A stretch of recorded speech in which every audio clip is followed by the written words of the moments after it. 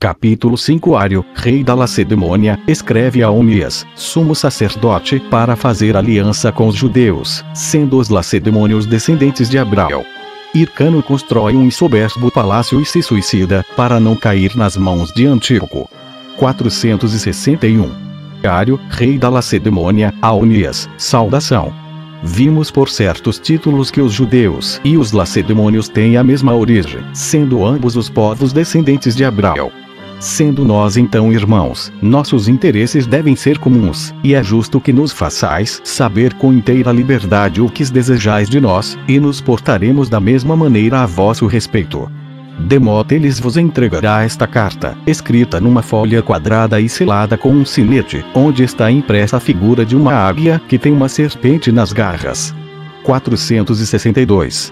Depois da morte de José, a divisão entre os filhos suscitou graves perturbações, pois a maior parte favorecia os mais velhos, contra Hircano, que era o mais jovem, e particularmente Simão, sumo sacerdote, porque eram parentes. Assim, Hircano não quis voltar a Jerusalém, mas ficou além do Jordão. Fazia continuamente guerra aos árabes, matando muitos deles e fazendo prisioneiros a outro tanto. Construiu um castelo bem forte, cujos muros externos desde a base até o alto eram de mármore branco, cheio de figuras de animais maiores que um natural. Rodeou com um fosso profundo, cheio de água, e mandou cavar no rochedo de uma montanha vizinha grandes cavernas, cuja entrada era tão estreita que permitia somente passar uma pessoa por vez, para lhe servirem de refúgio, caso fosse acossado pelos seus irmãos. Havia nesse castelo grandes salas, quartos com todos os móveis necessários e fontes que jorravam água em abundância. Nada podia ser mais belo e mais vistoso. Esse majestoso edifício, situado além do Jordão e próximo de Zedon, na fronteira da Arábia e da Judeia, era rodeado de belos jardins. Hircano deu-lhe o nome de Tiri, e de lá não se afastou durante os 7 anos em que Seleuco reinou na Síria. Vindo a morrer esse príncipe, Antíoco, seu irmão, cognominado Epifânio, sucedeu-o. Ptolomeu, rei do Egito, cognominado Epifânio, morreu também e deixou 2 filhos ainda muito jovens, dos quais o mais velho se chamava Filômetor, e o mais novo, Fiscon. O grande poder de Antíoco espantou Hircano, e ele teve tanto medo de cair em suas mãos e de ser castigado severamente pela guerra que fizera contra os árabes que se matou. Esse príncipe, então, apoderou-se de todos os seus bens. Capítulo 6. Onias, cognominado Meneal, vendo-se excluído do sumo sacerdócio, retira-se para junto do rei Antíoco e renuncia à religião de seus antepassados. Antíoco entra no Egito, mas os romanos o obrigam a se retirar. 463. Onias, sumo sacerdote, morreu nesse mesmo ano, e Antíoco, rei da Síria, de que acabamos de falar, deu o sumo sacerdócio a Jesus, cognominado Jasão, irmão de Onias, pois este só deixara um filho de pouca idade, de que falaremos a seu tempo.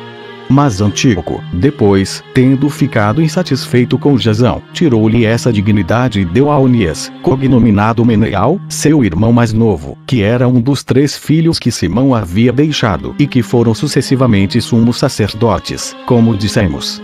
Jasão, não se podendo conformar por ter sido excluído do cargo, tornou-se inimigo de Meneal, e os filhos de Tobias declararam-se a favor deste. A maior parte do povo, porém, apoiava Jasão, e assim eles foram obrigados a se refugiar junto de Antíoco. Disseram ao soberano que haviam decidido renunciar aos costumes de seu país para abraçar a religião e a maneira de viver dos gregos, e pediram-lhe permissão para construir uma praça de esportes em Jerusalém. Ele consentiu, e então eles ocultaram os sinais da circuncisão, para não serem distinguidos dos gregos quando, correndo ou lutando, tivessem de se despir. Eles abandonaram assim todas as leis de seus antepassados, e não se diferenciavam em nada dos estrangeiros. 464. A profunda paz de que Antíoco desfrutava e o seu desprezo pela pouca idade dos filhos de Ptolomeu, que os tornava incapazes de tomar conhecimento das coisas, fizeram-no conceber a ideia de conquistar o Egito. Então declarou-lhe guerra e entrou no país com um poderoso exército. foi diretamente a Pelusa, enganou o rei Filopater, tomou Mênfis e marchou para Alexandria, a fim de se apoderar da cidade e do rei. Mas os romanos declararam que lhe fariam guerra se ele não se retirasse para o seu país. E assim, ele foi obrigado a abandonar essa empresa, como já dissemos em outro lugar. Como referi apenas de passagem a maneira pela qual ele se apoderou da Judéia e do templo, quero descrevê-la particularmente aqui e retomar, para esse fim, ao assunto de antes. Capítulo 7. O rei Antíoco, recebido na cidade de Jerusalém, destrói-a completamente, saqueia o templo e constrói uma fortaleza. Abole o culto a Deus. Vários judeus abandonam a religião. Os samaritanos renunciam à sua nacionalidade e consagram o templo de Gerizim ao Júpiter grego. 465. O temor de se meter numa guerra contra os romanos obrigou o rei Antíoco a abandonar a conquista do Egito. Ele veio então com seu exército a Jerusalém, 143 anos depois que Seleuco e seus sucessores começaram a reinar na Síria. Sem dificuldade, tornou-se senhor dessa praça, porque os de seu partido abriram-lhe as portas, e mandou matar vários do partido contrário, apoderou-se de grande quantidade de dinheiro e voltou a Antioquia. 2 anos depois, no 25º dia do mês que os hebreus chamam Quisleu, e os macedônios, Apeleu, na 153ª Olimpiada, ele voltou a Jerusalém e não poupou nem mesmo os que o acolheram na esperança de que ele não faria nenhum ato de hostilidade. Sua insaciável avareza fez com que ele não temesse violar-lhes também a fé, despojando o templo das muitas riquezas de que, sabia ele, estava cheio. Tomou os vasos consagrados a Deus, os candelabros de ouro, a mesa sobre a qual se punham os pães da proposição e os turíbulos.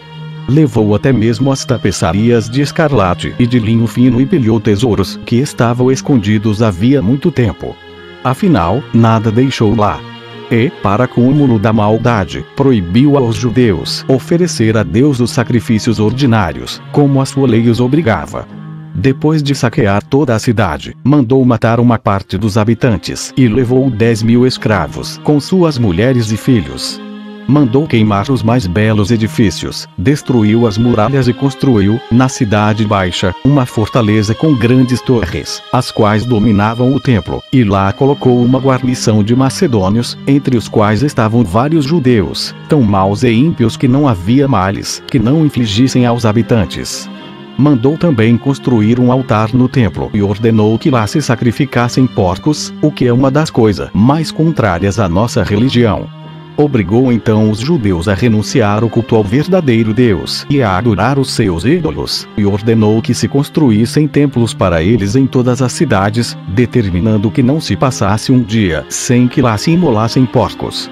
Proibiu também aos judeus, sob graves penas, circuncidar os filhos, e nomeou fiscais para saber se eles estavam observando as suas determinações e as leis que ele impunha e obrigá-los a isso, caso recusassem obedecer. A maior parte do povo obedeceu, voluntariamente ou por medo, mas essas ameaças não puderam impedir aos que possuíam virtude e generosidade de observar as leis de seus pais. O cruel príncipe os fazia morrer por meio de vários tormentos. Depois de os mandar retalhar a golpes de chicote, a sua horrível desumanidade não se contentava em fazê-los crucificar, mas, enquanto ainda respiravam, fazia enforcar e estrangular perto deles as suas mulheres e os filhos que haviam sido circuncidados. Mandava queimar todos os livros das Sagradas Escrituras e não poupava ninguém na casa em que os encontrava. 466. Os samaritanos, vendo os judeus afligidos por tantos males, evitavam dizer que tinham a mesma origem, que eram da mesma raça e que o seu templo em Gerizim era consagrado ao Deus Todo-Poderoso. Diziam, ao contrário, que eram descendentes dos persas e dos medos e que tinham sido enviados a Samaria para lá morar, o que era verdade. Eles enviaram deputados ao rei Antíoco e apresentaram-lhe a seguinte petição que os sidônios, habitantes de Siquém, apresentam ao rei Antíoco, Deus visível. Nossos antepassados, tendo sido amargurados por grandes e frequentes pestes, haviam deliberado celebrar, por uma antiga superstição, uma festa à qual os judeus dão o nome de Sabate, e construíram sobre o monte Gerizim um templo em honra a um deus anônimo, onde imolavam vítimas. Agora que vossa majestade se julga obrigado a castigar os judeus como eles merecem, os que executam as vossas ordens querem nos tratar como a eles, porque pensam que temos a mesma origem. Mas é fácil verificar, pelos nossos arquivos, que somos sidônios. Assim, como não podemos duvidar, majestade, de vossa bondade e proteção, suplicamos que ordeneis a Apolônio, nosso governador, e a Nicanor, procurador-geral de vossa majestade, que não nos considerem mais culpados dos mesmos crimes que os judeus, cujos costumes e origem diferem inteiramente dos nossos. E, se julgarem bem e for do agrado de vossa majestade, seja o nosso templo, que até agora não teve o nome de Deus algum, chamado futuramente Templo do Júpiter grego, a fim de que fiquemos em paz, trabalhando sem temor, possamos pagar maiores tributos a vossa majestade. Antíoco, depois de ler a petição, escreveu a Nicanor, nestes termos: o rei Antíoco a Nicanor. Os sidônios que moram em Siquém nos apresentaram a petição anexa a esta carta. Aqueles que a trouxeram provaram suficientemente, a nós e ao nosso conselho, que eles não têm parte nos crimes e faltas dos judeus, antes desejam viver segundo os costumes gregos. Por isso nós os declaramos inocentes dessa acusação, concedemos-lhes o pedido que nos fizeram, dar ao seu templo o nome de Júpiter grego, e ordenamos o mesmo a Apolônio, seu governador. Dado no ano 46 e no 11º dia do mês de Hecatombion.